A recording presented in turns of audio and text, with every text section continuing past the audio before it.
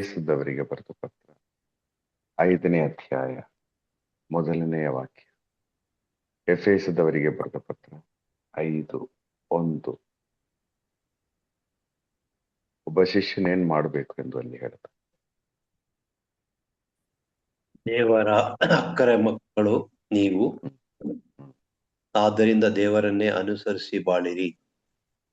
ದೇವರ ಅಕ್ಕರ ಮಕ್ಕಳಾಗಿರುವ ನೀವು ದೇವರನ್ನು, ಈ ಟ್ರಾನ್ಸ್ಲೇಷನ್ ಅಷ್ಟು ಕ್ಲಾರಿಟಿ ಇಲ್ಲ. ಇಂಗ್ಲಿಷ್ ನೀವು ತಗೊಂಡ್ರೆ ಇಮಿಟೇಟ್ ಅಂದಿದೆ, ಅನುಸರಿಸಿ ಅಂತಲ್ಲ, ಅನುಕರಿಸಿ ಅಂದಿದೆ.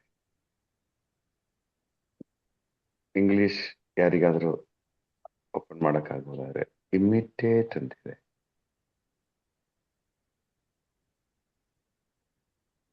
ಜೋಕಿಂ ಬ್ರದರ್,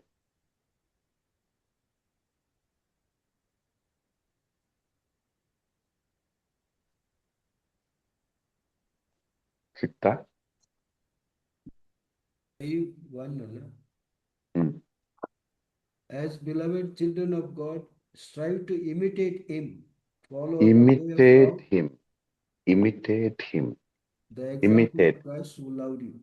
Yeah, imitate. ಅದನ್ನೇ ಟ್ರಾನ್ಸ್ಲೇಷನ್ ಕೆಲವೊಮ್ಮೆ ಸ್ವಲ್ಪ ಡೈಲ್ಯೂಟ್ ಆಗಿ ಹೋಗ್ತದೆ. ಅನುಸರಿಸಿ ಅಂದಲ್ಲ, ಅನುಕರಿಸಿ ಎಂದು ವಚನ ಇದೆ. ಕನ್ನಡ ತಮಿಳಲ್ಲಿ ಏನೋ ನೋಡ್ತಾ ಇದ್ದೀರಾ ವಿನಾಯಕ? ஆகவே நீங்கள் கடவுளின் அன்பார்த்தை பிள்ளைகளாய் அவரை போல் ಆಗುಂಗಲ್ ಅಂದ್ರೆ ಅವರಂತೆ ಅಂದ್ರೆ ಆಲ್ಮೋಸ್ಟ್ ಅನುಸರಿಸಿ ಅಂದನೆ, ಅನುಕರಿಸಿ ಅವರನ್ನು ಇಮಿಟೇಟ್ ಮಾಡಿ. ಓಕೆ, ಸೊ ಇವತ್ತು ನಾವು ಯೋಚನೆ ಮಾಡುವ ಈ ಪದವನ್ನು ನಿಮ್ಮ ಮನಸ್ಸಿನಲ್ಲಿ ಇಡೋಣ. ಅವರನ್ನು ಅನುಕರಿಸಿ. ಅನುಕರಣೆ ಅಂದ್ರೆ ಶಶಿಕಲಾ, ನಿಮ್ಮ ಮನಸ್ಸಿಗೆ ಏನ್ ಬರುತ್ತೆ? ಅನುಕರಣೆ ಅಂದ್ರೆ ಏನು? ಒಂದ್ ರೀತಿ ಜೆರಾಕ್ಸ್ ಟೈಪ್ ಬ್ರದರ್. ಅನುಕರಣೆ ಅನುಕರಣೆ ಅಂತ ಹೇಳಿದ್ರೆ ಸೇಮ್ ಟು ಸೇಮ್ ಅಂತ ಹೇಳ್ತಾರಲ್ಲ, ಅದೇ ರೀತಿ ಹಚ್ಚಿದ್ದಂಗೆ ಅಂತ ಹೇಳ್ತಾರಲ್ಲ. ಅನುಕರಣೆ ಅಂತ ಹೇಳುವಾಗ ಕೆಲವೊಮ್ಮೆ ಮಿಮಿಕ್ರಿಯಲ್ಲಿ ಏನ್ ಮಾಡ್ತಾರೆ, ಕೆಲವ ಫಿಲಿಂ ಆಕ್ಟರ್ಸ್ ಅನುಕರಿಸುವುದು ಅಲ್ವಾ? ಸೊ ಅನುಕರಣೆ ಅಂದ್ರೆ ಒಂದು ವ್ಯಕ್ತಿ ಮಾತನಾಡುವ ಶೈಲಿಯಲ್ಲಿ ಇನ್ನೊಂದು ವ್ಯಕ್ತಿ ಮಾತನಾಡುವುದು, ಒಂದು ವ್ಯಕ್ತಿ ನಡೆಯುವ ರೀತಿಯಲ್ಲಿ ಇನ್ನೊಂದು ವ್ಯಕ್ತಿ ನಡೆಯುವುದು ಅಲ್ವಾ? ಒಂದು ವ್ಯಕ್ತಿ, ಇದೆಲ್ಲ ಒಂದು ಬಾಹ್ಯವಾದ ಅನುಕರಣೆ. ಹೇರ್ ಸ್ಟೈಲ್ ಅನುಕರಿಸುವುದು, ಡ್ರೆಸ್ಸಿಂಗ್ ಸ್ಟೈಲ್, ಒಂದು ಫಿಲಿಂ ಬರುವಾಗ ಅದಲ್ಲ. ಅನುಕರಣೆ ಎಂದು ಇಲ್ಲಿ ಹೇಳುವಾಗ ಮುಂದುವರಿಸಿದೆ. ಅವರ ಪ್ರೀತಿ, 2-3 ವಿಷಯಗಳಿದೆ. ಎಫೆಸ 5:1-2 ಓದಿ. ಕ್ರಿಸ್ತ ಯೇಸು ನಮ್ಮನ್ನು ಪ್ರೀತಿಸಿ ನಮಗೋಸ್ಕರ ತಮ್ಮನ್ನೇ ಸಮರ್ಪಿಸಿದರು. ದೇವರಿಗೆ ಸುಗಂಧ ಕಾಣಿಕೆಯನ್ನಾಗಿಯೂ ಬಲಿಯನ್ನಾಗಿಯೂ ಅರ್ಪಿಸಿದರು. ಬಾಳಿರಿ. ಯೇಸ್ವಾಮಿ ಏನ್ ಮಾಡಿದ್ದಾರೆ? ಅವರು ನಮಗೆ ಆಗಿ ತನ್ನ ಜೀವವನ್ನೇ ಅರ್ಪಿಸಿದರು.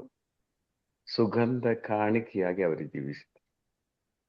ಅಂತೆಯೇ ಅಂದ್ರೆ ಅವರ ಸ್ಟೈಲ್ ಅನುಸರಿಸಿ ಎಂದಲ್ಲ, ಅವರ ಜೀವನವನ್ನು ನೀವು ಅನುಕರಿಸಿ ಎಂದು ಇಲ್ಲಿ ವಚನ ಹೇಳ್ತಾ ಇದೆ. ಅವರು ಜೀವಿಸಿದ ಹಾಗೆ ನೀವು ಜೀವಿಸಿ, ಅವರನ್ನು ಅನುಕರಿಸಿ. Price the lord. ಪ್ರಿಯರೇ, ಹಳೆ ಒಡಂಬಡಿಕೆಯಲ್ಲಿ ಎಲ್ಲೂ ನಾವು ಈ ಪದ ನೋಡಲ್ಲ, ಅನುಕರಿಸಿ ಅಂತ ಹೇಳಿ. ಕಾರಣ ಏನು ಗೊತ್ತಾ? ದಯಾಲ್ ಹೇಳ್ತೀರಾ? ಹಳೆ ಒಡಂಬಡಿಕೆಯಲ್ಲಿ ನೋಡಕ್ಕೆ ಅವಕಾಶ ಇರ್ಲಿಲ್ವಲ್ಲ, ಯಾರು ಮಾಡ್ಲಿರ್ಲಿಲ್ಲ ಸರ್. ಓಡ್ಲಿಕ್ಕೆ ಅವಕಾಶ ಇಲ್ಲ. ನಾವ್ ಹೆಂಗ್ ಇಮಿಟೇಟ್ ಮಾಡೋದು? ಅವ್ರನ್ನು ನೋಡಕ್ಕೇನೆ ಅವಕಾಶ ಇಲ್ಲದೆ ನಾವು ಹೇಗೆ ಇಮಿಟೇಟ್ ಮಾಡಕ್ಕಾಗುತ್ತೆ? ಹಳೆ ಒಡಂಬಡಿಕೆಯಲ್ಲಿ ಇದಕ್ಕೆ ಸ್ಕೋಪೇ ಇರಲಿಲ್ಲ. ಹಳೆ ಒಡಂಬಡಿಕೆಯಲ್ಲಿ ಹೆಚ್ಚಾಗಿ ನಾವು ಉಪಯೋಗಿಸುವ ಪದವೇನೆಂದರೆ ಅವರನ್ನು ಆರಾಧಿಸು, ಓಕೆ, ಅವರನ್ನು ಅನುಸರಿಸು.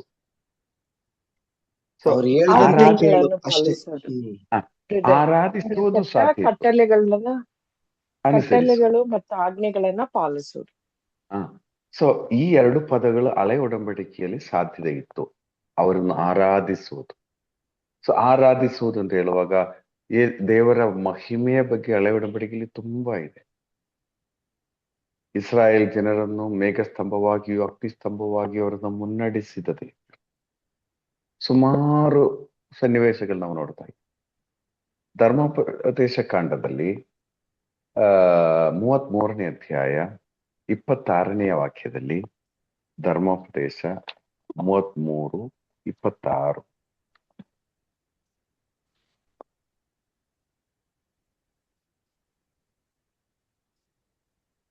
ಇಸ್ರಾಯೇಲಿನ ಜನರೇ, ನಿಮ್ಮ ದೇವರಿಗೆ ಸಮಾನರಾರು ಇಲ್ಲ. ಆತ ಬರುವನು ಆಕಾಶವನ್ನೇರಿ ಮೇಘರೂಢನಾಗಿ ಮಹಾಗಂಭೀರದಿಂದ ಬರುವನು ನಿಮ್ಮ ನೆರವಿಗಾಗಿ. ನೋಡಿ, ಆತ ಬರುವ ಮೇಘಾರೂಢನಾಗಿ, ಆತನಿಗೆ ಸಮನಾಗಿ ಯಾರು ಇಲ್ಲ. ಆತನ ಮಹತ್ವವನ್ನು ಕುರಿತು ಇಲ್ಲಿ ಹೇಳಲಾಗಿದೆ. ಸೊ ಆ ಮೇಘಾರೂಢನಾಗಿ ಬರುವ ದೇವರ ಮುಂದೆ ನಾವೇನ್ ಮಾಡಬಹುದು? ನಾವು ಆರಾಧಿಸಬಹುದು, ತಲೆಬಾಗಿ ಆರಾಧಿಸಬಹುದು. ಈ ಆರಾಧನೆ ಅಂತ ಹೇಳುವಾಗ ಇಂಗ್ಲಿಷಲ್ಲಿ ವರ್ಷಿಪ್ ಅಂತ ಹೇಳುವಾಗ ಅದರ 2 ಅರ್ಥಗಳು ನಾನು ಮೊನ್ನೆ ಹುಡುಕಿದ್ದೇನೆ. ವರ್ಷಿಪ್ ಅಂದ್ರೆ ಒಂದು ಅರ್ಥ ಅಂದ್ರೆ ಫಾಲಿನ್ ಅಂದ್ರೆ ದೇವರ ಮಹಿಮೆಯನ್ನು ನೋಡುವಾಗ ನನ್ನ ವೀಕ್ನೆಸ್ ಎಲ್ಲ ಕಂಡು ನಾನು ಅವರ ಮುಂದೆ ಏನೂ ಇಲ್ಲ ಎಂಬ ರೀತಿಯಲ್ಲಿ ಕರ್ತನನ್ನು ಬಿದ್ದು ಅದನ್ನ ಸಾಷ್ಟಾಂಗವಾಗಿ ಬಿದ್ದು ಆರಾಧಿಸುವಂತ ಅವಸ್ಥೆ. ಫಾಲ್ ಇನ್ ಅಂದ್ರೆ ಬಿದ್ದು ಹೋಗುವುದು. ನಾವು ಅವರ ಮುಂದೆ ತಳ್ಳಿ ಬೀಳಿಸುವುದಲ್ಲ. ನಾವು ಇರ್ತೀಯಲ್ಲ ಆರಾಧನೆ ಸಮಯದಲ್ಲಿ ಕೆಲವೊಮ್ಮೆ ನಾವು ಸಾಷ್ಟಾಂಗವಾಗಿ ಆರಾಧಿಸ್ತೀವಿ. ಅದು ಒಂಥರ ಬೇರೆಯವರು ಮಾಡುವ ಹಾಗೆ ನಾವು ಮಾಡ್ತೀವಿ, ಅಥವಾ ಬೇರೆಯವರು ಎಲ್ಲರೂ ಸಾಷ್ಟಾಂಗವಾಗಿ ಮಾಡಿ ಅಂತ ಹೇಳಿದ್ರಿಂದ ಮಾಡುವುದಲ್ಲ. ಅವರ ಮಹಿಮೆಯನ್ನು ಕಾಣುವಾಗ ಪ್ರಿಯರೇ, ನಾವು ಕೂರಕ್ಕೂ ಆಗಲ್ಲ, ನಿಲ್ಲಕ್ಕೂ ಆಗಲ್ಲ, ನಾವು ಬಿದ್ದು ಹೋಗ್ತೇವೆ. ಇದು ನಿಜವಾದ ಒಂದು ಆರಾಧನೆಯ ಒಂದು ಅನುಭವ. ಅದಲ್ಲದೆ ಇದ್ರೆ ಇನ್ನೊಂದು ಅರ್ಥ ಏನಂದ್ರೆ ಡ್ರೋನ್ ಇನ್ ಅಂದ್ರೆ ಏನರ್ಥ ಏನು? ಡ್ರೋನ್ ಇನ್, ನೀರಲ್ಲಿ ಮುಳುಗಿ ಒಂಥರ ಮುಳುಗಿದ ಅಂದ್ರೆ ತುಂಬಾ ನೀರು ಬರುವಾಗ ಏನಾಗ್ತದೆ, ಅಥವಾ ಸುಳಿ ಇದೆಲ್ಲ ಇರುವಾಗ ಏನಾಗ್ತದೆ, ನಾವು ಅದರಲ್ಲಿ ಒದ್ಲಾಡದೆ ಒಂಥರ. ಕೆಲವೊಮ್ಮೆ ನೀರಿನಲ್ಲಿ ಈ ತರ ಇದು ಬರುತ್ತಲ್ಲ, ಅದೇನದು ಅದಕ್ಕೆ ಹೇಳ್ತೀರಾ? ಸುಳಿ. ಅದು ಬರುವಾಗ ಅದರಲ್ಲಿ ಬಿದ್ದು ಬಿಟ್ರೆ ಏನಾಗ್ತದೆ ಬನ್ಯಾಗ? ಸುತ್ತಾನೆ ಇರ್ತದೆ, ನಮಗೆ ಬ್ಯಾಲೆನ್ಸ್ ಇರಲ್ಲ, ನಾವು ಅದರೊಳಗಡೆನೇ ಹೋಗಿರ್ತೀವಿ. ಇದೇ ರೀತಿಯಲ್ಲಿ ಆ ದೇವರ ಆ ಒಂದು ಕೃಪಾವರಗಳು, ಆ ಪ್ರೀತಿ, ಅದರಲ್ಲಿ ನಾವು ಮುಳುಗಿ ಹೋಗುವ ಅನುಭವ ಆಗಿದೆ ಆರಾಧನೆ ಅಂತ ಹೇಳ್ಬೋದು. ಇದು ನಮ್ಗೆ ಅಷ್ಟು ಕಷ್ಟ ಆಗಲ್ಲ, ಯಾಕಂದ್ರೆ ದೇವರ ಮಹತ್ವ, ದೇವರ ಕೃಪಾವರಗಳು, ದೇವರ ಮಹಿಮೆ ಎಲ್ಲ ನಾವು ಸ್ವಲ್ಪವಾಗಿ ಹಳೆ ಒಡಂಬಡಿಕೆಯಲ್ಲಿ ಓದಿದ್ದೀವಿ. ಅವ್ರೆಂಥವರು? ಸೌಖ್ಯದಾಯಕರು, ಬಿಡುಗಡೆ ಕೊಡುವರು, ಪಾಪ ವಿಮೋಚಕ, ಇದೆಲ್ಲ ನಾವು ಕೇಳಿದೀವಿ. ಅದರಿಂದ ಏನಾಗ್ತದೆ, ಅವರನ್ನು ಆರಾಧಿಸಲು ನಮ್ಗೆ ಸಾಧ್ಯ. ಇಷ್ಟೆಲ್ಲ ಗೊತ್ತಿದ್ರು ಕೆಲವರು ಹೀಗೆ ನಿಲ್ಲುವರು ಇದ್ದಾರೆ ಆರಾಧನೆಯ ಮುಂದೆ, ಅದು ಏನು ಮಾಡಕ್ಕಾಗಲ್ಲ. ಆದರೆ ನಿಜವಾಗಿ ಒಂದು ನವೀಕರಣ ಅನುಭವಕ್ಕೆ ಬಂದವರು ನಾವು ಈ 2ರಲ್ಲಿ ಒಂದು ಹಾಗೆ ಆಗ್ತದೆ. ಒಂದು, ಅವರನ್ನು ಕಂಡು ಬಿದ್ದು ಹೋಗ್ತೇವೆ. ಇನ್ನೊಂದು, ಅವರಲ್ಲಿ ಮುಳುಗಿ ಹೋಗ್ತೇವೆ. ಈ ಅವಸ್ಥೆ ಆರಾಧನೆಯಿಂದ ನಾವು ಹೇಳಬಹುದು. Price the lord. ಓಕೆ, ಇನ್ನು ಅನುಸರಿಸು ಎಂದು ಹೇಳುವಾಗ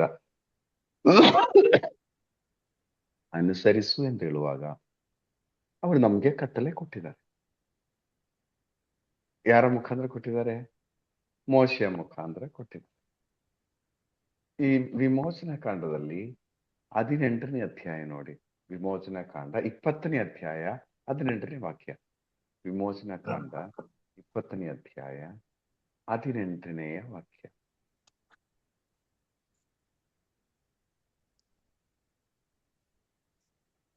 ಆ ಗುಡುಗು ಮಿಂಚನ್ನು, ತುತ್ತೂರಿ ಧ್ವನಿಯನ್ನು ಹಾಗೂ ಬೆಟ್ಟದಿಂದ ಹೊರಡುತ್ತಿದ್ದ ಹೊಗೆಯನ್ನು ಜನರೆಲ್ಲರೂ ನೋಡಿದರು.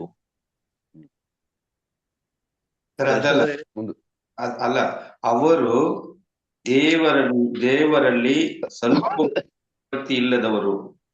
ನೀವು ಧ್ವನಿ 18ನೇ ವಾಕ್ಯ. 18ನೇ ವಾಕ್ಯ. 20ನೇ ಆ ಅಧ್ಯಾಯ. ಗುಡುಗು ಹಾ ಮತ್ತೆ 18 ವಾಕ್ಯ ಅದೇನೆ ಸರ್ ಅದು. ಆ ಅದು ಗುಡುಗು ಓದು. ಮಿಂಚನ್ನು ಆ ಗುಡುಗು ಓದಿ. ಮಿಂಚನ್ನು ಮಿಂಚನ್ನು, ತುತ್ತೂರಿ ಧ್ವನಿಯನ್ನು ಹಾಗೂ ಬೆಟ್ಟದಿಂದ ಹೊರಡುತ್ತಿದ್ದ ಹೊಗೆಯನ್ನು ಜನರೆಲ್ಲರೂ ನೋಡಿದರು. ನೋಡಿ ನಡುಗುತ್ತಾ ದೂರದಲ್ಲಿ ನಿಂತುಕೊಂಡರು. ಅವರು ಜನ ನೋಡಿದ ಮೋಶೆಗೆ ನಂತರ ಅವರು ಏನಾಗಿದೆ, ಅವರು ಜನರಿಗೆ ಹತ್ತಿರಕ್ಕೆ ಬರಕ್ಕೆ ಆಗ್ತಾ ಇಲ್ಲ. ಜನರಿಗೆ ಹತ್ತಿರಕ್ಕೆನೆ ಬರಕ್ ಆಗ್ತಾ ಇಲ್ಲ. ಭಯ ಆಗ್ತಾ ಇತ್ತು ಅವ್ರಿಗೆ. ಓಕೆ, ಸೊ ಆಗ ನೋಡಿ, ನಾವು ನೋಡ್ತೀವಿ, ಒಂದು ಅವರಿಗೆ ನಿಲ್ಲಕ್ ಆಗ್ತಾ ಇಲ್ಲ. ದೇವರ ಮಹಿಮೆಯನ್ನು ಕಾಣುವಾಗ ಈ ಜನರು ತಮ್ಮ ವೀಕ್ನೆಸ್ ತಿಳಿಯಲು ಸಾಧ್ಯ ಆಯಿತು. ಅವರಿಗೆ ಅಲ್ಲಿ ಮುಂದೆ ನಿಲ್ಲಕ್ಕೇನೆ ಆಗ್ತಾ ಇಲ್ಲ. ಅವರು ನಡುಗ್ತಾ ಇದ್ದಾರೆ, ಬಿದ್ದು ಹೋಗ್ತಾ ಇದ್ದಾರೆ. ಇದು ಆರಾಧನೆಯೊಂದು ಭಾಗವಾಗಿ ನಾವು ಮಾಡಬಹುದು. ಆಗ ಅವರೇ ಹೇಳ್ತಾ ಇದ್ದಾರೆ, ನಮ್ಗೆ ದೇವರೊಂದಿಗೆ ನೇರವಾಗಿ ಮಾತಾಡಕ್ ಆಗಲ್ಲ, ನಮ್ಗೆ ಆ ಯೋಗ್ಯತೆ ಇಲ್ಲ. ಅದಕ್ಕೆ ಮೋಶೆ, ನೀವೇ ದೇವರೊಂದಿಗೆ ನೀವೇ ಮಾತಾಡಿ ಅಂತ ಹೇಳಿ. ನೀವೇ ಮಾತಾಡಿ, ನಮ್ಗೆ ಅದ ಮಾಡಕ್ ಆಗ್ತಾ ಇಲ್ಲ. ಬಿದ್ದು ಹೋಗ್ತಾ ಇದೀವಿ ನಾವು, ಮುಳುಗಿ ಹೋಗ್ತಾ ಇದೀವಿ ನಾವು. ಅರ್ಥ ಆಯ್ತಲ್ಲ? ಇದು ಆರಾಧನೆ ಒಂದು ಭಾಗ. ಬಿದ್ದು ಹೋಗುವುದು, ಆ ದೇವರ ಪ್ರೀತಿಯಲ್ಲಿ ಮುಳುಗಿ ಹೋಗುವ ಒಂದು ಅನುಭವ. ಅಂದ್ರೆ ಹಳೆ ಒಡಂಬಡಿಕೆಯಲ್ಲಿ ಅಷ್ಟು ದೇವರನ್ನು ಹತ್ತಿರದಲ್ಲಿ ಪ್ರೀತಿಸುವ ಒಂದು, ನಮ್ಗೆ ಪ್ರೀತಿಸುವ ಹಾಗೆ, ನಮ್ಗೆ ಅನುಭವ ಆಗಿ ಅವರಿಗೆ ಅನುಭವ ಆಗ್ತಾ ಇಲ್ಲ. ಒಂಥರ ಭಯ. ಅದಕ್ಕೇನೆ ಯೆಶಾಯ ಪ್ರವಾದಿ ದೇವರ ದರ್ಶನವನ್ನು ಕಂಡಾಗ ಹೇಳಿರೋದು, ಅಯ್ಯೋ ನನ್ನ ಗತಿ ಏನು, ನನ್ ಮುಗಿಯಿತು ಎಂದ ರೀತಿಯಲ್ಲಿ. ಅಂದ್ರೆ ದೇವರನ್ನ ನೋಡಕ್ಕೆ ಆಗಲ್ಲ ಎಂಬ ಒಂದು ಅವಸ್ಥೆ ಇತ್ತು. ಸೊ ಅಲ್ಲಿ ಆರಾಧಿಸುವುದೇನು ಕಷ್ಟ ಆಗ್ತಾ ಇಲ್ಲ, ದೇವರನ್ನು ಆರಾಧಿಸುವುದು. ಇನ್ನು ಹಳೆ ಒಡಂಬಡಿಕೆಯಲ್ಲಿ ನಾವು ನೋಡುವುದಾದ್ರೆ, ದೇವರು ಮೋಶೆಗೆ ಕಟ್ಟಳೆಗಳನ್ನು ಕೊಟ್ಟರು. ಈ ಕಟ್ಟಳೆಗಳು ದೇವರು ಮೋಶೆ ಬರೆದು ಆ 10 ಕಟ್ಟಳೆಗಳ ಆ ಪೆಟ್ಟಿಗೆಯನ್ನು ತಂದರು, ಜನರನ್ನು ತೋರಿಸಿದ್ರು, ಜನ ಓದಿದರು. ಈ ಕಟ್ಟಳೆ ಅವರಿಗೊಂಥರ ದೇವರ ಹಾಗೆ, ಅಂದ್ರೆ ಅದು ಮಂಜೂಷ ಪೆಟ್ಟಿಗೆ ಹಾಗೆ ಇತ್ತು ಅವರಿಗೆ. ಸೊ ಕಟ್ಟಳೆ ಒಂದೊಂದು ಬರೆದಿಟ್ಟಿರುವ ಕಟ್ಟಳೆ, ಅದು ಅವರಿಗೆ ಅನುಸರಿಸಲು ಏನಷ್ಟು ಕಷ್ಟ ಇರಲಿಲ್ಲ. ಆ ಕಷ್ಟ ಇರಲಿಲ್ಲ ಅಂದ್ರೆ ನಿಯಮ ಇದೆ, ಕೊಟ್ಟಿದ್ದಾರೆ ಒಂದೊಂದು. ಸೊ ಈ 2 ವಿಷಯಗಳು ಹಳೆ ಒಡಂಬಡಿಕೆಯಲ್ಲಿ ನಡೆಯುತ್ತಾ ಇತ್ತು. ಒಂದು ಆರಾಧಿಸುವುದು, ಇನ್ನೊಂದು ಅನುಸರಿಸುವುದು. ಕಷ್ಟಪಟ್ಟು ಅನುಸರಿಸ್ತಾರೆ. ಆದ್ರೆ ಈ ಅನುಕರಿಸು ಎಂದು ಹೇಳುವುದು, ಅದು ಹೊಸ ಒಡಂಬಡಿಕೆಯಲ್ಲಿ ದೇವರು ನಮಗೆ ಕೊಟ್ಟಿದ್ದಾರೆ. ಕಾರಣ, ಹೊಸ ಒಡಂಬಡಿಕೆಯಲ್ಲಿ ಏನ್ ಮಾಡಿದ್ದಾರೆ ದೇವರು, ನಮ್ಮ ಮೇಲಿರೋ ಪ್ರೀತಿ ಅಷ್ಟು ಅಧಿಕವಿದೆ. ಯೋಹಾನನ ಶುಭ ಸಂದೇಶದಲ್ಲಿ 1ನೇ ಅಧ್ಯಾಯದಲ್ಲಿ 1ನೇ ವಾಕ್ಯದಿಂದ ಓದುವಾಗ, ಆದಿಯಲ್ಲಿ ದಿವ್ಯವಾಣಿತ್ತು, ವಾಕ್ಯವಿತ್ತು, ವಾಕ್ಯವು ದಿವ್ಯವಾಣಿ ಎಂಬುವರಿದ್ದರು. ದಿವ್ಯವಾಣಿ ಎಂಬುವರಿದ್ದರು. ಆ ದಿವ್ಯವಾಣಿ ದೇವರಾಗಿದ್ದರು. ಆ ದಿವ್ಯವಾಣಿ ದೇವರಾಗಿದ್ದರು. ಇದು ಆದಿಯಲ್ಲೇ ಇದ್ದಿರುವುದು. ಅವರಿಗೆ ಯಾವಾಗ ಹುಟ್ಟಿದ ನಮ್ಗೆ ಗೊತ್ತಿಲ್ಲ. ಆದಿಯಲ್ಲಿ ಅವ್ರಿಗೆ ಜನನೋ ಇಲ್ಲ, ಮರಣೋ ಇಲ್ಲ, ಆ ಆದಿಯಲ್ಲೇ ಇದ್ದವರು.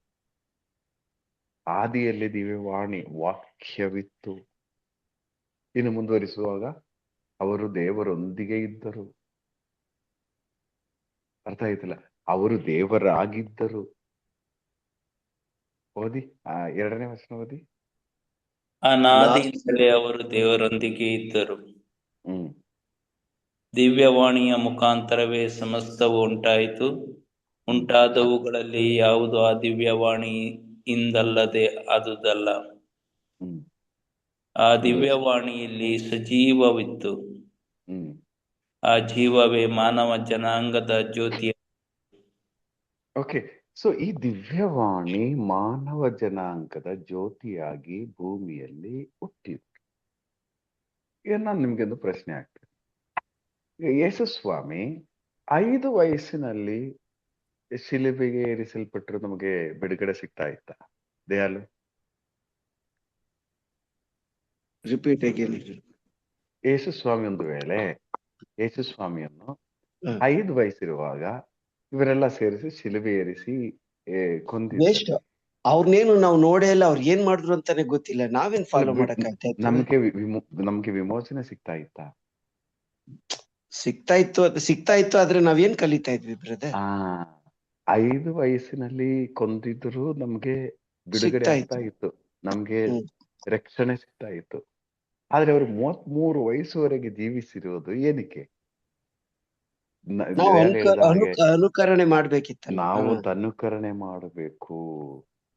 ನಾವು ನೋಡಿ, ಅವರಿಗೆ ಗೊತ್ತು ಯಾವ ಸಿಚುವೇಶನ್ ಅಲ್ಲಿ ಒಂದೊಂದು ವ್ಯಕ್ತಿ ಹೇಗಿದ್ದಾರೆ. ಆ ಎಲ್ಲ ಅವಸ್ಥೆಗಳಲ್ಲೂ ದಾಟಿ ಹೋಗಿ ಬಂದವರು ಯೇಸು ಸ್ವಾಮಿ. ಒಮ್ಮೆ ಪಾರ್ಶ್ವವಾಯು ರೋಗಿಯ ಹತ್ತಿರದಲ್ಲಿ ಯೇಸು ಸ್ವಾಮಿ ಹೋಗಿದ್ರಂತೆ. ಸೊ ಪಾರ್ಶ್ವವಾಯು ರೋಗಿ ಹೇಳ್ತಾ ಇದ್ರು, ಸ್ವಾಮಿ ನನಗೆ ಸೌಖ್ಯ ಕೊಡಿ ಅಂತ ಹೇಳಿ. ಆಗ ಯೇಸು ಸ್ವಾಮಿ ಹೇಳಿದ್ರು, ಸರಿ, ನನಗೆ ಗೊತ್ತು ಮಗನ ನಿನ್ನ ನೋವು, ನಾನು ನಿಮ್ಗೆ ಸೌಖ್ಯ ಕೊಡ್ತೀನಿ.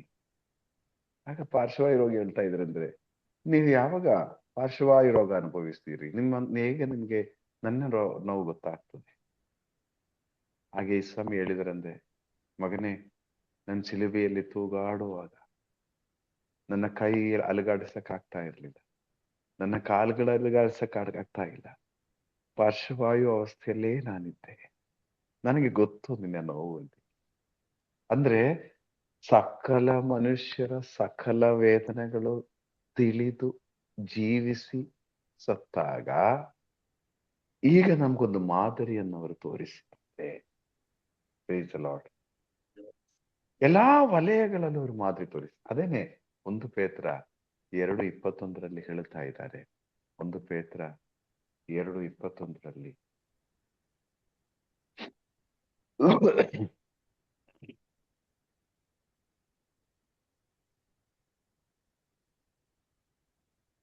1 ಪೇತ್ರ 2:21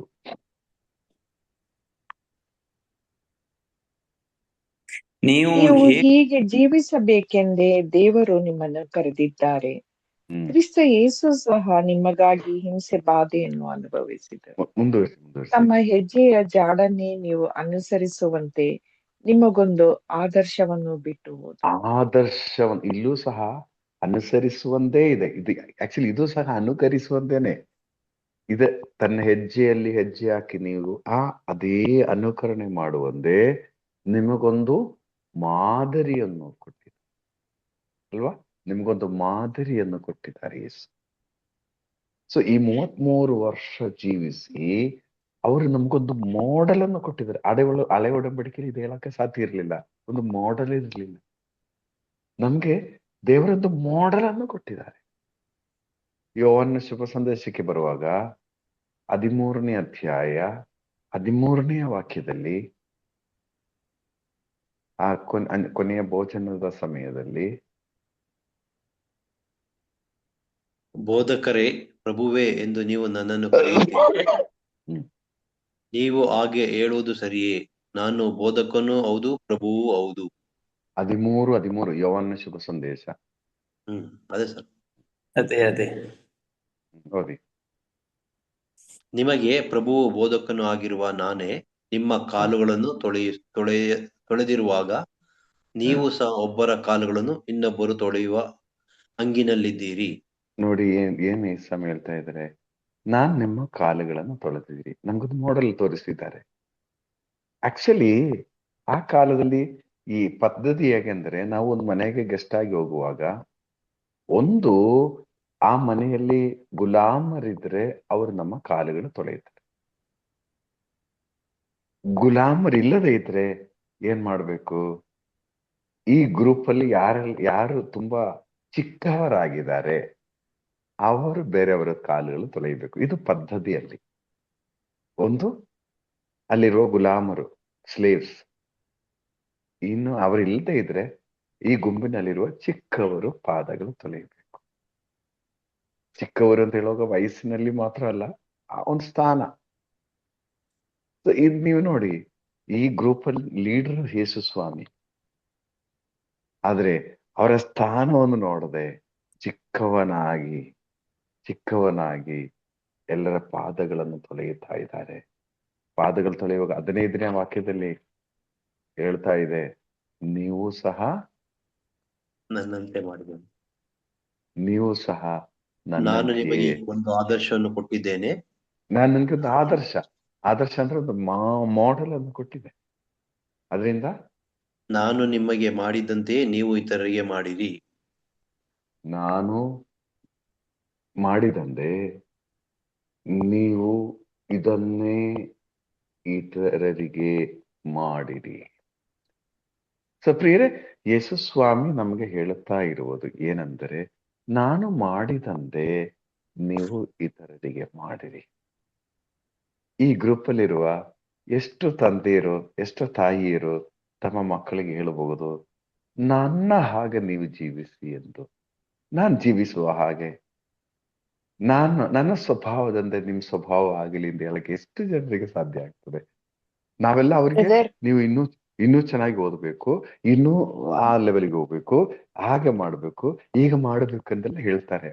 ಅದು ಎಷ್ಟು ಜನ ಹೇಳಕ್ಕೆ ಸಾಧ್ಯ ಇದೆ ನನ್ನ ಹಾಗೆ ನೀವು ಜೀವಿಸಿ ಅಂತ ಹೇಳಿ? ಯಾರಾದ್ರೂ ಇದ್ದೀರಾ? ಸರ್, ನಾವು ನಮ್ಮ ಇದನ್ನೇ ಇಷ್ಟನೇ ಪಡಲ್ಲ. ನಮ್ಮ ಇದು ಯಾವ ಹ್ಯಾಸಿಟಿವ್ ಇಷ್ಟನೇ ಪಡಲ್ಲ. ಎಲ್ರು ಇವ್ರು ಹೇಳೋದು ನಮ್ಗೆ ಹೇಳ್ತಾರೆ ಬ್ರದರ್, ಹ್ಮ್. ಇವ್ರು ಹೇಳ್ತಾರೆ, ಅವ್ರು ತಿರ್ಗಿಸ್ ಒಂದು ಆನ್ಸರ್ ಕೊಡ್ತಾರಲ್ಲ, ಅದನ್ನ ಹಾ. ಕೇಳಕ್ಕ. ಅಲ್ಲ, ಹೇಳಲ್ಲ ಯಾರು, ಅಲ್ಲ, ಯಾಕಂದ್ರೆ ನಾವೇನ್ ಹೇಳ್ತೀವಿ ಗೊತ್ತಾ ಬ್ರದರ್?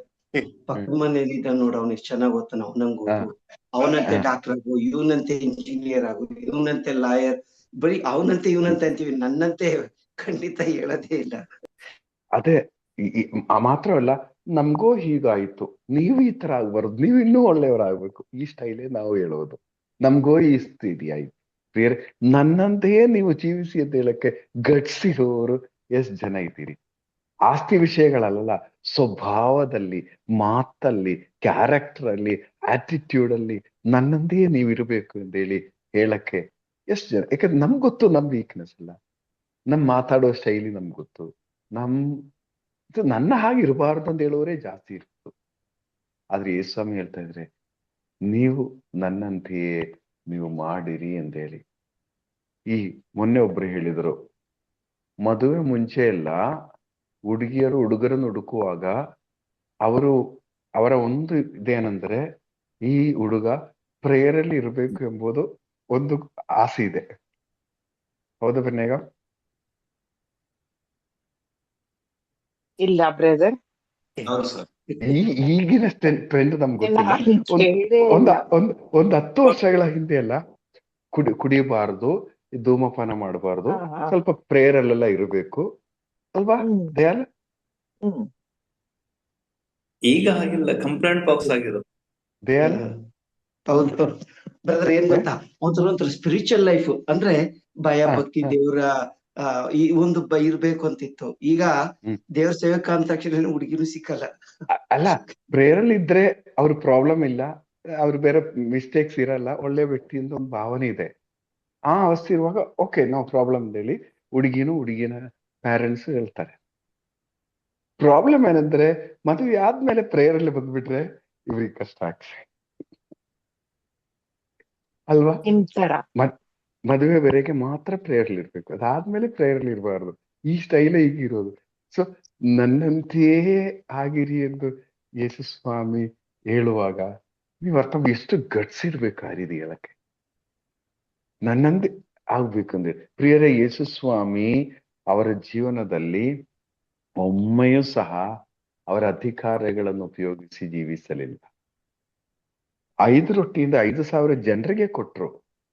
ಸ್ವಂತ ಹೊಟ್ಟೆ ಹಸಿದಾಗ ಏನ್ ಮಾಡಿದ್ರು ನೀವೇ ಯೋಚನೆ ಮಾಡಿ. ಆ ಒಂದು ಕಲ್ಲು ರೊಟ್ಟಿಯಾಗಿ ಮಾಡಕ್ಕೆ ಅವರಿಗೆ ಸಾಧ್ಯ ಆಗಿಲ್ಲ, ಅವ್ರು ಮಾಡಿಲ್ಲ. ಸ್ವಂತ ಅಗತ್ಯಗಳಿಗಾಗಿ ಅವ್ರು ಯಾವ ಅದ್ಭುತವೂ ಮಾಡಿಲ್ಲ. ದೇವಾಲಯದಲ್ಲಿ ಬಿಸ್ನೆಸ್ ಮಾಡುವವರನ್ನು ಒಬ್ಬಂಟಿಗನಾಗಿ ಓಡಿಸಿದ ಅಷ್ಟು ಶಕ್ತಿಶಾಲಿ ಆದವರು ತನ್ನನ್ನು ಆ ಸೈನಿಕರು ಹಿಡಿದಾಗ ಒಂದು ಚೂರು ಆ ಒಂದು ಶಕ್ತಿ ಉಪಯೋಗಿಸಲಿಲ್ಲ. ತನಗಾಗಿ ದೇವತ್ವವನ್ನು ಉಪಯೋಗಿಸದೆ ಮಾನವರಿಗಾಗಿ ದೇವತ್ವವನ್ನು ಉಪಯೋಗಿಸಿದ ವ್ಯಕ್ತಿ ಯೇಸು ಸ್ವಾಮಿ. ನಾವಾಗಿದ್ರೆ ಯೇಸುವಿನ ಸ್ಥಾನದಲ್ಲಿ ಅವರು ಶಿಲುಬೆಗೆ ಏರಿಸಲು ಬರುವಾಗ ಎಷ್ಟು ಕೂಲ್ ಆಗಿ ನಾವು ಎಸ್ಕೇಪ್ ಆಗ್ತಾ ಇತ್ತು ಅಲ್ವಾ? ಆದರೆ ಸ್ವಂತ ಕಾರ್ಯಕ್ಕೆ ದೈವಿಕ ಶಕ್ತಿಯನ್ನು ದೈವತ್ವವನ್ನು ಉಪಯೋಗಿಸದೆ ಮಾನವನಾಗಿ ನರಮಾನವನಾಗಿ ಅವರು ಜೀವಿಸಿದ್ದಾರೆ. ನಮಗೊಂದು ಮಾದರಿಯಾಗಿ ಅವರು ಜೀವಿಸಿದ್ದಾರೆ. Price the lord. ಇದೆಲ್ಲ ಈ ಹೊಸ ಒಡಂಬಡಿಕೆಯಲ್ಲಿ ಮಾತ್ರ ಸಿಕ್ಕುವ ವಿಷಯ. ಅದಕ್ಕೆ ಸಂತ ಪೌಲ ಹೇಳ್ತಾ ಇದ್ದಾರೆ, ಹೀಬ್ರಿಯರಿಗೆ ಬರೆದ ಪತ್ರ 12ನೇ ಅಧ್ಯಾಯ 1ನೇ ವಾಕ್ಯದಿಂದ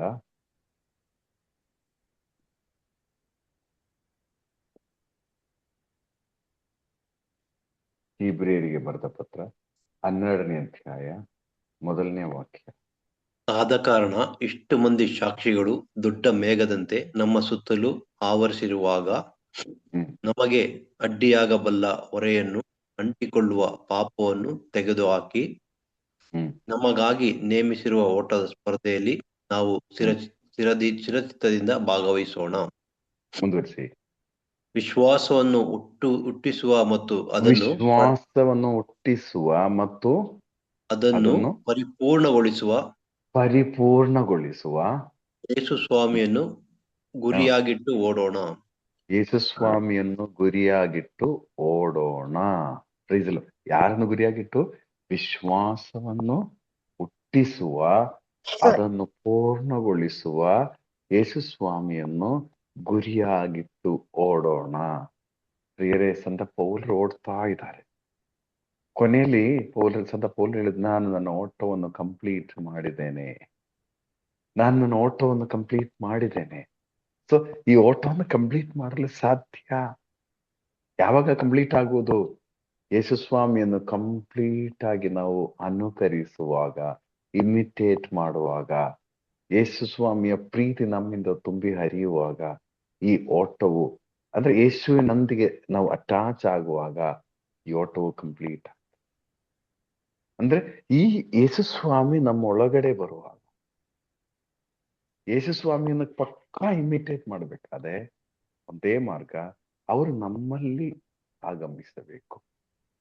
ಅದಕ್ಕಾಗಿ ನಾವು ಓಡ್ತಾ ಇದ್ದೀವಿ. ಪ್ರಿಯರೇ, ಒಬ್ಬೊಬ್ಬರು ನೀವು ಯೋಚನೆ ಮಾಡಿ, ನಮ್ಮ ಓಟ ಎಲ್ಲಿಗೆ ಇದೆ? ದಯಾಲ್, ಎಲ್ಲಿಗೆ ನಾವು ಓಡ್ತಾ ಇದ್ದೀವಿ? ದಯಾಲ್, ಯೇಸು ಸ್ವಾಮಿಯನ್ನು ಗುರಿಯಾಗಿಟ್ಕೊಂಡು ನಾವು ಓಡಲು ಪ್ರಾರಂಭಿಸಿದೆ ಅಲ್ವಾ? ಹೌದೌದು. ಈಗ ಅದೇ ಸುಸ್ತಾಗ್ಬಿಟ್ಟು ಎಲ್ಲೋ ಮಲ್ಕೊಂಡ್ಬಿಟ್ಟಿದೀವಿ, ಸೈಡಲ್ಲಿ ಮಲ್ಕೊಂಡ್ಬಿಟ್ಟಿದೀವಿ.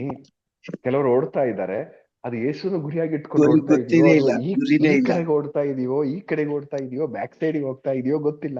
ಓಡ್ತಾ ಸ್ವಾಮಿನೇ ಮತ್ಕೊಂಡಿದೀವಲ್ಲ ಮುಂದೆ ಇರೋದನ್ನೇ. ಅವ್ರು ಡಿಸಪಿಯರ್ ತರ ಆಗ್ಬಿಟ್ಟೈತೆ ನಮ್ಮ ಎಲ್ಲಾ ಆಟಿಟ್ಯೂಡ್ಗಳು. ಹೀಗಾಗಿ ಎಲ್ಲಿಗೆ ಓಡ್ಬೇಕು ಅಂತ ಗೊತ್ತಿಲ್ಲ, ಎಲ್ಲೋ ಓಡ್ತಾ ಇದ್ದಾರೆ.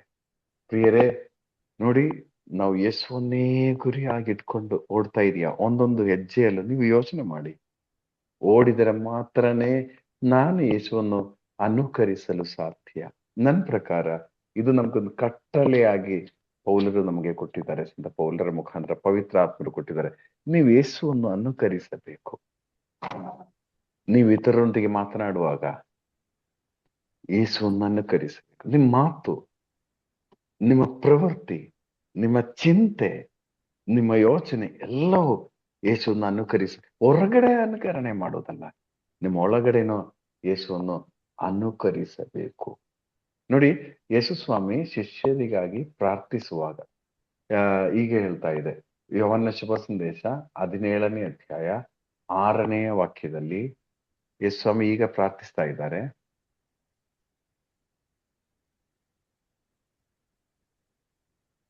ನೀವು ಲೋಕದಿಂದ ಆರಿಸಿ ನನಗೆ ಕೊಟ್ಟ ಜನರಿಗೆ ನಿಮ್ಮ ನಾಮವನ್ನು ತಿಳಿಯಪಡಿಸಿದ್ದೇನೆ. ನಿನ್ನ ನಾಮವನ್ನು ತಿಳಿಯಪಡಿಸಿದ್ದೇನೆ ಅಂತ ಹೇಳುವಾಗ ಒಬ್ಬೊಬ್ಬರ ಹೆಸರಿಗೆ ಅವರ ಸ್ವಭಾವ ಜೊತೆಗೆ ಕನೆಕ್ಟೆಡ್ ಆಗಿದೆ. ನೀವು ಬೈಬಲಲ್ಲಿ ಎಲ್ಲ ನೋಡುವ ಕಾಣಬಹುದು, ಅವರ ಸ್ವಭಾವಕ್ಕೆ ತಕ್ಕ ರೀತಿಯಲ್ಲಿ ಅವರಿಗೆ ಹೆಸರು ಹಾಕಿದೆ.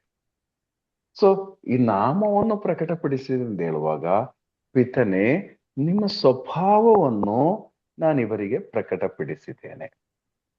ಯೇಸು ಸ್ವಾಮಿ ಪಿತನ ಸ್ವಭಾವವನ್ನು ಶಿಷ್ಯರಿಗೆ ಪ್ರಕಟಪಡಿಸಿದ್ದಾರೆ. ಎರಡನೇದಾಗಿ 14ನೇ ವಾಕ್ಯದಲ್ಲಿ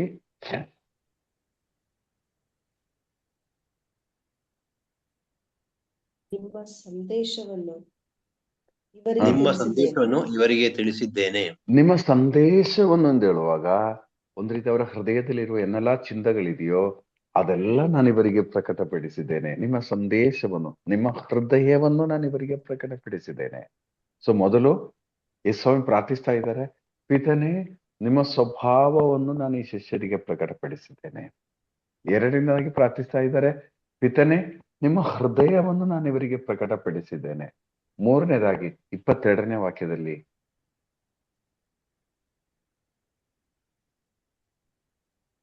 ನಾವು ಒಂದಾಗಿರುವಂತೆ ಇವರು ಒಂದಾಗಿರಲೆಂದು ನೀವು ನನಗಿಟ್ಟ ಮಹಿಮೆಯನ್ನು ನಾನು ಇವರಿಗೆ ಕೊಟ್ಟಿದ್ದೇನೆ. ನೀವು ನಮಗೆ ಕೊಟ್ಟ ಮಹಿಮೆ, ಮಹತ್ವ, ಶಕ್ತಿಯನ್ನು ನಾನು ಪ್ರಕಟಪಡಿಸಿದ್ದೇನೆ. ಅನೇಕ ಅದ್ಭುತಗಳ ಮುಖ ನಿಮ್ಮ ಶಕ್ತಿಯನ್ನು ನಾನು ಪ್ರಕಟಪಡಿಸಿದ್ದೇನೆ. ಪಿತನೆ, ನೀವು ನಮ್ಮನ್ನು ಇಲ್ಲಿ ಕಳುಹಿಸಿರುವುದು ನಿಮ್ಮ ಸ್ವಭಾವವನ್ನು ಇವರಿಗೆ ಪ್ರಕಟಪಡಿಸಲು, ನಿಮ್ಮ ಹೃದಯವನ್ನು ಇವರಿಗೆ ಪ್ರಕಟಪಡಿಸಲು, ನಿಮ್ಮ ಶಕ್ತಿಯನ್ನು ಇವರಿಗೆ ಪ್ರಕಟಪಡಿಸಲು ನೀವು ಕಳಿಸಿದ್ದೇನೆ. ನಾನು ಅದೆಲ್ಲ ಮಾಡಿದ್ದೇನೆ. ಅದಾದ್ಮೇಲೆ ಕೊನೆಯಲ್ಲಿ ಹೇಳ್ತಾ ಇದೆ, ಅದರಿಂದ ನೀವು ಸಹ ಇದನ್ನೇ ಮಾಡಿರಿ ಅಂತೇಳಿ, ನೀವು ಸಹ ಇದನ್ನೇ ಮಾಡಿರಿ ಎಂದು ಹೇಳ್ತಾ ಇದ್ದಾರೆ. ಸೊ ಪ್ರಿಯರೇ, ನಾವು ಮಾಡಬೇಕಾಗಿರೋ ವಿಷಯ ಇದೊಂದೇ, ಯೇಸುವನ್ನು ಇಮಿಟೇಟ್ ಮಾಡಬೇಕು. ಇಮಿಟೇಟ್ ಮಾಡಕ್ಕೆ ಒಂದು ಪ್ರಾಬ್ಲಮ್ ಏನಂತ ಗೊತ್ತಾ? ಒಬ್ಬರಿಗೆ ಜ್ವರ ಇತ್ತು. ಜ್ವರ ಇರುವಾಗ ನಾವೇನ್ ಹೇಳ್ತೀವಿ? ಹಾಸ್ಪಿಟ್ಲಿಗೆ ಹೋಗಿ ಅಂತ ಹೇಳ್ತೀವಿ ಅಲ್ವಾ? ಹಾಸ್ಪಿಟ್ಲಿಗೆ ಹೋಗಿ ಅಂತ ಹೇಳಿದ್ರು. ಆ ವ್ಯಕ್ತಿ ಮಾರನೇ ದಿನ ನೋಡುವಾಗ, ನೀನು ಹಾಸ್ಪಿಟ್ಲಿಗೆ ಹೋಗಿದೀಯಾ? ಹೌದು, ನಾನು ಹಾಸ್ಪಿಟ್ಲಿಗೆ ಹೋಗಿದ್ದೆ. ಡಾಕ್ಟರ್ ಭೇಟಿ ಆಗಿದ್ದೀರಾ? ಇಲ್ಲ, ನೀವು ಹಾಸ್ಪಿಟ್ಲಿಗೆ ಹೋಗಿ ಕೇಳಿದ್ಯಲ್ಲ, ನಾನು ಹಾಸ್ಪಿಟ್ಲಿಗೆ ಹೋಗಿ ಬಂದೆ. ಸರಿ, ನೀವು ಹಾಸ್ಪಿಟ್ಲಿಗೆ ಹೋಗಿ ಏನ್ ಪ್ರಯೋಜನ? ಡಾಕ್ಟರ್ನ ಭೇಟಿ ಆಗ್ಬೇಕಲ್ಲ. ಮಾರನೇ ದಿನ ಈ ವ್ಯಕ್ತಿ ಬಂದಾಗ, ಡಾಕ್ಟರ್ನ ಭೇಟಿ ಆಗಿದೆಯಾ? ಡಾಕ್ಟರ್ನ ಭೇಟಿ ಆಗಿದ್ದೇನೆ. ಮತ್ತೆ ಮೆಡಿಸಿನ್ ತಿಂದ? ಇಲ್ಲ, ನಾನು ಭೇಟಿಯಾಗಿ ವಾಪಸ್ ಬಂದೆ. ಮೂರನೇ ದಿನ, ಇಲ್ಲ ನೀವು ಹೋಗಿ ಚೀಟಿ ತಗೋಬೇಕು, ಡಾಕ್ಟರ್ ಚೀಟಿ ಕೊಡೋದು, ತಗೊಂಡ್ ಬರ್ಬೇಕು, ಅದು ತಿಂದ್ರೆ ಮಾತ್ರ ನನಗೆ ಸೌಖ್ಯ ಆಗೋದು ಅಂತ ಹೇಳಿ. ಮೂರನೇ ದಿನ ಈ ವ್ಯಕ್ತಿ ಹೋಗಿ ಚೀಟಿ ತಗೊಂಡು ಚೀಟಿ ಪ್ರಕಾರ ಮೆಡಿಸಿನ್ ತಗೊಂಡ್ ಬಂದಾಯ್ತು. ಮೆಡಿಸಿನ್ ತಿಂದಿದ್ಯಾ? ಇಲ್ಲ, ನಾನು ಹಾಸ್ಪಿಟ್ಲಿಗೆ ಹೋಗಿದ್ದೇನೆ, ಡಾಕ್ಟರ್ ನೋಡಿದ್ದೇನೆ, ಮಾತ್ರೆ ತಂದಿದ್ದೇನೆ. ನೀವು ತಿನ್ನದೆ ಹೇಗೆ ನಿಮ್ಗೆ ಸೌಖ್ಯ ಆಗ್ತದೆ? ಪ್ರಿಯ, ನಮ್ ಪ್ರಾಬ್ಲಮ್ ಇದೇನೆ. ನಾವು ಚರ್ಚಿಗೆ ಹೋಗ್ತಾ ಇದ್ದೀವಿ, ಬರ್ತಾ ಇದ್ದೀವಿ, ವಚನ ಕೇಳ್ತಾ ಇದ್ದೀವಿ, ಬರ್ತಾ ಇದ್ದೀವಿ, ಅದಲ್ಲೇ ಇಟ್ಟು ನಮ್ಮ ಪಾಡು ನಾವು ಜೀವಿಸ್ತಾ ಇದ್ದೀವಿ. ನಮ್ಗೆ ಸೌಖ್ಯ ಆಗ್ತಾ ಇಲ್ಲ, ಬಿಡುಗಡೆ ಆಗ್ತಾ ಇಲ್ಲ, ನಮ್ಗೆ ಇಮಿಟೇಟ್ ಮಾಡಕ್ಕೂ ನಮ್ಗೆ ಸಾಧ್ಯ ಆಗ್ತಾ ಇಲ್ಲ. ಸೊ ಪ್ರಿಯರೇ, ಇಮಿಟೇಟ್ ಆಗಬೇಕಾದ್ರೆ ನೋಡಿ, ನಾವು ಪ್ರಾರಂಭಿಸಿದ ವಚನ ಎಫೆಸ 5:1 ಓದಿ. 5:1 ಮತ್ತೊಮ್ಮೆ ಓದಿ. ದೇವರ ಅಕ್ಕರೆಯ ಮಕ್ಕಳು ನೀವು, ಆದ್ದರಿಂದಲೇ ದೇವರನ್ನು ಅನುಸರಿಸಿ ಬಾಳಿರಿ. ದೇವರ ಅಕ್ಕರೆಯ ಮಕ್ಕಳಾಗಬೇಕು. ದೇವರ ಅಕ್ಕರೆಯ ಮಕ್ಕಳಾದ್ರೆ ಮಾತ್ರನೇ ನಾವು ದೇವರನ್ನು ಅನುಕರಿಸಲು ಸಾಧ್ಯವಾಗುವುದು. ದೇವರ ಅಕ್ಕರೆಯ ಮಕ್ಕಳಾಗ್ಬೇಕು ನಾವು. ಮಕ್ಕಳಾದ್ರೆ ಮಾತ್ರನೇ ಪ್ರಿಯರೇ ನಾವು ತಂದೆಯನ್ನು ಅನುಕರಿಸಲು ಸಾಧ್ಯವಾಗುವುದು. ನೋಡಿ, ಕ್ರಿಶ್ಚಿಯನ್ ಅಂತ ಹೇಳುವಾಗ ಕ್ರೈಸ್ಟ್ ಇನ್ ಅಂದಿದೆ. ಕ್ರೈಸ್ಟ್ ಇನ್ ಅಂತ ಹೇಳುವಾಗ ಏನರ್ಥದೆ? ಕ್ರೈಸ್ಟ್ ಇನ್ ಅಂದ್ರೆ ನಮ್ಮ ಒಳಗಡೆ ಇರ್ತಾರೆ. ನಾವು ಒಳಗಡೆ ಇರ್ತೀವಿ ಕ್ರಿಸ್ತನ್ ಒಳಗೆ. ಕ್ರೈಸ್ಟ್ ಇನ್, ಅದೇ ಕ್ರಿಶ್ಚಿಯನ್ ಅಂತ ಹೇಳೋದು. ಯೇಸು ಒಳಗಡೆ ಇರುವ ವ್ಯಕ್ತಿಯನ್ನು ಕ್ರಿಶ್ಚಿಯನ್ ಎಂದು ಕರೆಯಲಾಗೋದಲು ಸಾಧ್ಯ. ಯೇಸು ಒಳಗಡೆ ಇರುವ ವ್ಯಕ್ತಿ ಕ್ರಿಶ್ಚಿಯನ್, ಕ್ರೈಸ್ಟ್ ಇನ್. ಯೇಸು ಒಳಗಡೆ ಇದ್ದಾರಾ? ಈ ಯೇಸು ಸ್ವಾಮಿ ಒಳಗಡೆ ಇದ್ದರೆ ಮಾತ್ರನೇ ನಮ್ಗೆ ಇಮಿಟೇಟ್ ಮಾಡಕ್ಕೆ ಸಾಧ್ಯ ಆಗುವುದು. ಅಲ್ದಿದ್ರೆ ಬರೀ ಬಾಯಿ ಮಾತಲ್ಲೇ ಆಗುತ್ತೆ. ನೀವು ನೋಡಿ, ಈ 3 ವಿಷಯಗಳು ತಗೊಂಡ್ರೆ, ಆರಾಧಿಸುವುದು, ಅನುಸರಿಸುವುದು, ಅನುಕರಿಸುವುದು. ನಿಮ್ಗೆ ಈ 3ರಲ್ಲಿ ತುಂಬಾ ಕಷ್ಟ ಯಾವುದು?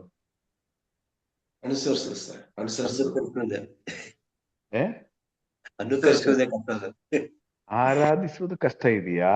ಅನುಸರಿಸುವುದು ಕಷ್ಟ ಇದೆಯಾ? ಅನುಕರಿಸುವುದು ಕಷ್ಟ ಇದೆಯಾ? ಅನುಕರಿಸುವುದೇ ಕಷ್ಟ ಸರ್. ಅನುಕರಿಸುವುದೇ ಕಷ್ಟ. ಬಾಕಿ 2 ಮಾಡ್ಬೋದು. ಆರಾಧನಾ ಕೇಂದ್ರಕ್ಕೆ ಹೋಗಿಬೇಕಾದ್ರೆ 1 hour ಕೂತು ಪ್ರಾರ್ಥನೆ ಮಾಡಿ ಬರ್ಬೋದು. Okay, no problem. ದೇವರ ವಚನಗಳು ಅನುಸರಿಸಲು ಪ್ರಯತ್ನ ಪಡುವುದು ಕಷ್ಟ ಇದೆ, ಪ್ರಯತ್ನ ಪಡಬಹುದು.